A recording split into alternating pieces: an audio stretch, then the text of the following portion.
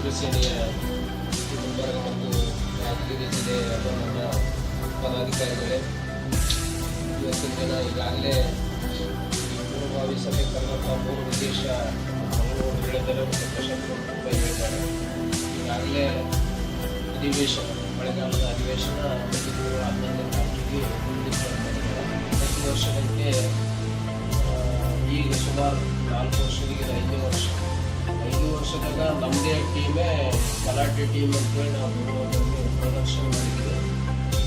ನಮ್ಮ ಮೂಲ ಉದ್ದೇಶ ಏನಂತಂದ್ರೆ ಈ ಸಾರಿ ಈ 2 ವರ್ಷಗಳಲ್ಲಿ ಈ ಸರ್ಕಾರ ಬಂದ ಮೇಲೆ ಯಾವುದೇ ಒಂದು ಪ್ರೋಗ್ರೆಸಿವ್ ಏನು ಸ್ಟೇಟ್ ಲೆವೆಲ್ ಏನು ಪ್ರೋಗ್ರೆಸಿವ್ ಏನು ಕಾರ್ಡ್ ಏನಿತ್ತು ಅದು ಕಂಪ್ಲೀಟ್ ಕೆಳಗಿಳಿದಂತಕ್ಕಂಥ ಭಾವನೆ ನಮ್ಮದು.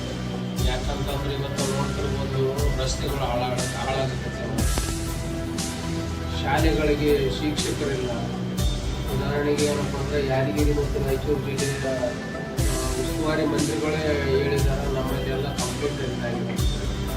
ರಾಜ್ಯ ಸರ್ಕಾರನೇ ಒಟ್ಟಿಗಣ್ಣದ ಖರ್ಗೆ ಅವರು ಜಿಲ್ಲೆಯಲ್ಲೇ ಪೂರ್ಣ ರಾಜ್ಯದಾಗ ಅತ್ಯಂತ ಹಿಂದುಳಿದ ಜಿಲ್ಲೆ ಅಂತ ಪೂರ ಡೌನು ಏನದು ಫಲಿತಾಂಶ ಪೂರ ಕೆಳಗೆ ಬಂದ್ಬಿಟ್ಟದೆ ರಾಜ್ಯದಲ್ಲಿ.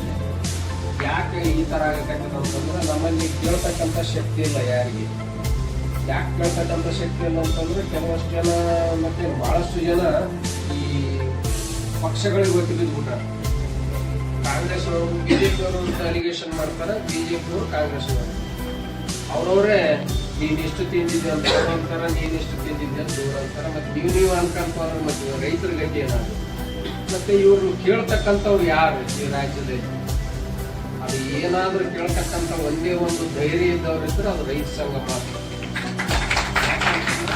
ನಾವು ಯಾವನಿಗೆ ಕೈವಾಟಂಗಿಲ್ಲ, ಯಾವನಿಗೂ ಕೇಳಂಗೇ ಇಲ್ಲ.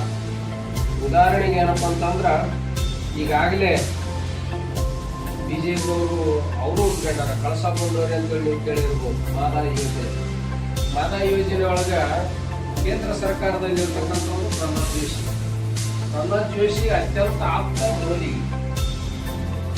ಮೋದಿಯವರಿಗೆ ಅತ್ಯಂತ ಆಪ್ತ ವ್ಯಕ್ತಿ. ಯಾಕೆ ಆಪ್ತ ವ್ಯಕ್ತಿ ಅಂತ ನಾನು ಹೇಳಕ್ ಬಯಸ್ತು ಅಂದ್ರೆ, ಸಿದ್ದೇಶ್ವರ ಸ್ವಾಮಿಗಳು ಪ್ರಾಣ ಬಿಡಕ್ಕಲ್ಕ ತ್ಯಾಗ ಮಾಡಕ್ಕಲ್ಕ ಜೋಶಿನೇ ಬಂದು ಲೈವಾಗಿ ಮೋದಿಗೆ ಫೋನ್ ಹಚ್ಚಿ ಕೊಟ್ಟ, ಮಾತಾಡ್ರಿ ಅಂತ. ಪ್ರಾಣ ಬಿಡ್ತಾರ ಅವರು ಮಾತಾಡ್ತಾರೆ. ಸಿದ್ದೇಶ್ವರ ಸ್ವಾಮಿಗಳ ಬಗ್ಗೆ ಇಚ್ಛಾಶಕ್ತಿ ಯಾವ ತರ ಇತ್ತು, ಅದೇ ಇಚ್ಛಾಶಕ್ತಿ ಸಿದ್ದೇಶ್ವರ ಸ್ವಾಮಿಗಳ ಮೂಲ ಉದ್ದೇಶ ರೈತರು ಚೆನ್ನಾಗಿರ್ಬೇಕು. ಆ ರೈತರು ಚೆನ್ನಾಗಿರ್ಬೇಕಂತ ಒಂದು ಆಸೆ ಈಡೇರಿಸಬೇಕಾಗಿತ್ತು ಅಂತಂದ್ರ ಮೋದಿಯವರಿಗೆ ಇದೇ ಜೋಶಿ ಅವರು ಹೇಳ್ಬೇಕು, ಈ ಭಾಗಕ್ಕೆ ನೀರಾವರಿ ಏನಾದ್ರು ಈ ಯೋಜನೆ ಏನಾದ್ರು ಪ್ರಾರಂಭ ಆಯ್ತು ಅಂತಂದ್ರೆ ಅದು ಸಹಸ್ರಾರು ಸಿದ್ದೇಶ್ವರ ಭಕ್ತರಿಗೆ ಅನುಕೂಲ ಆಗ್ತದಂತ ಮಾತನ್ನ ಮೋದಿಯವರಿಗೆ ತಿಳಿಸಿದ್ರೆ ಆ ಒಂದು ಯೋಜನೆ ಇವತ್ತಿಗೂ ಕೂಡ ಆ ಯೋಜನೆ ಕಂಪ್ಲೀಟ್ ಆಗಿ ನೆರವೇರಿಸುತ್ತದೆ.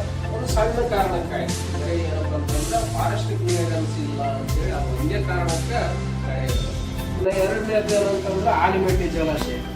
ಆಲಿಮೆಟ್ಟಿ ಜಲಾಶಯದ ಹೋರಾಟ ನಾನೇ ತಗೊಂಡು ಫಸ್ಟ್ ಹೋರಾಟ ತಗೊಂಡವರು ನಾವು ನಮ್ಮ ಸಂಘಟನೆ. ಫಸ್ಟ್ ಗೇಟ್ನ 5 ಮಾಡ್ರಿ, 524.52 ಎತ್ತರ ಮಾಡ್ರಿ ಅಂತೇಳಿ ಸತತವಾಗಿ ಹೋರಾಟ ತಗೊಂಡಿವಿ. ಅದನ್ನು ಕೂಡ ಮೊನ್ನೆ ಬೆಳಗಾವಿ ಚಳಿಗಾಲದ ಅಧಿವೇಶನದೊಳಗೆ ನಾವೆಲ್ಲ ಒತ್ತಾಯ ಮಾಡಿದ ತಕ್ಷಣವೇ ಕೇಂದ್ರ ಟೀಮ್ ಬಂತೀವಿ. ಕೇಂದ್ರ ಟೀಮ್ ಬಂದು ಫಸ್ಟ್ ಗೇಟ್ ತೋರ್ಸಕ್ಕೆ ಏನೂ ತೊಂದರೆ ಇಲ್ಲ. ಕೆಲವಷ್ಟು ಜನರು ಹೂವು ಹರಿದಾಡಸಬೇಕಾರೆ ಇಲ್ಲ ಮಹಾರಾಷ್ಟ್ರ ತಕರಾರು ಮಾಡ್ತಾರೆ. ಮಹಾರಾಷ್ಟ್ರ ತಕರಾರು ಮಾಡಂಗಿಲ್ಲ. ನಮ್ಮಲ್ಲೇ ರೈತ ಸಂಘದವ್ರು ಏನಂದ್ರೆ ಒಂದು ದಾರಿ ತಪ್ಪಿಸೋದು ಕೆಲಸ ಮಾಡಕತ್ತಾರೆ. ಬಿಜಾಪುರ ಜಿಲ್ಲೆದ ಅಯೋಗ್ಯರು ಏನು ಕಾವಲ್ ಹಾಕ್ಯಾರ. ಸುಪ್ರೀಂ ಕೋರ್ಟ್ ಸ್ಪಷ್ಟವಾಗಿ ಆದೇಶ ಮಾಡ್ಯಾರ, ಹೈಟ್ ಮಾಡಕ್ಕ ಯಾವುದೇ ತಂಟೆ ತಕರಾರು ಇಲ್ಲ. ಅಂದ್ರೆ ಸುಪ್ರೀಂ ಕೋರ್ಟ್ ಏನ್ ಹೇಳ್ತದೆ ಅದೇ ಫೈನಲ್. ಯಾವ್ದೋ ಮಹಾರಾಷ್ಟ್ರದಾಗ ಹೇಳ್ಬೋದು, ಆಂಧ್ರದವ್ರು ಹೇಳ್ಬೋದು, ತೆಲಂಗಾಣದವ್ರು ಹೇಳ್ಬೋದು, ಅದೇನು ಸಂಬಂಧ ಆಗಲ್ಲ. ಸುಪ್ರೀಂ ಕೋರ್ಟ್ ಏನು ಆದೇಶ ಮಾಡಿದ್ರೆ ಅದೇ ಫೈನಲ್. ಅದಕ್ಕೆ ಹೋರಾಟ ಮಾಡ್ಬೇಕಾಗಿತ್ತು. ಅದು ಒಂದು ಬೇರೆ ಬದಿಗೆ ಆ ವಿಷಯವನ್ನು ನಾವು ಕಂಟಿನ್ಯೂ ತಗೋತೀವಿ. ಇಂಥ ತುಂಗಭದ್ರಾ ನದಿಗೆ ಫಸ್ಟ್ ಗೇಟ್ಗಳು ಹಾಡಾಗಲೇ ಕಿತ್ಕೊಂಡು ಹೋಯ್ತಾರೆ.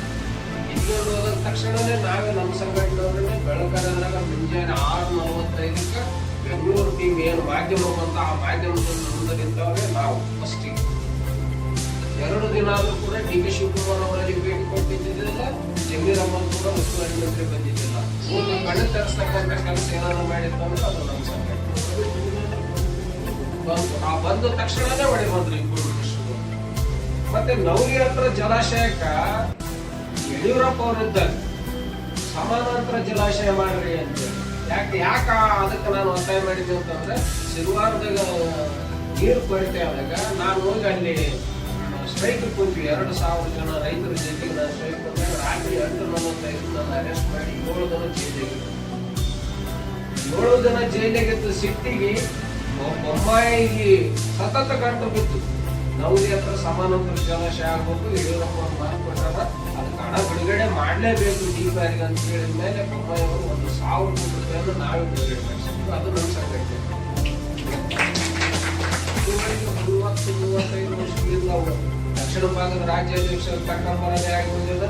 ಅವ್ರಿಗೆ 10,000 ಕೊಡೋದಾಗಿರ್ತದ. ಅವನೊಂದು ವೈಭವದಿಂದ ಫ್ಲೈಟ್ ಟಿಕೆಟ್ ಬುಕ್ ಮಾಡ್ಬೋದು. ಮತ್ತೆ ರೈಲ್ವೆ ಬರೋದನ್ನು ಬುಕ್ ಮಾಡಿದೆ. ಇತ್ತೀಚೆಗೆ ಫ್ಲೈಟ್ ಭಾಳ ಆಗಿಬಿಟ್ಟು ಬಿಜಾಪುರ ಫ್ಲೈಟ್ ಅದೊಂದು ಓಪನ್ ಆಯ್ತಂದ್ರೆ ಅಲ್ಲಿಗೂ ಫ್ಲೈಟ್ ಆಗ್ಬಿಡ. ಈ ಗುಲ್ಬರ್ಗಕ್ಕೂ ಫ್ಲೈಟ್ ಬುಕ್. ಯಾಕೆ ಅನ್ನಕತ್ತೀನಿ ಮಾತಂತಂದ್ರ ಕಾವೇರಿ ನದಿ ಇಶ್ಯೂ ಅಂತಂದ್ರೆ ಎಲ್ಲರೂ ಬರೆ ಮೈಲಿ ಅಂತ 7 ನದಿಗಳು ಉತ್ತರ ಕರ್ನಾಟಕ ಭಾಗದಾಗ ಇದ್ರ ಬಗ್ಗೆ ನೀವು ಯಾಕೆ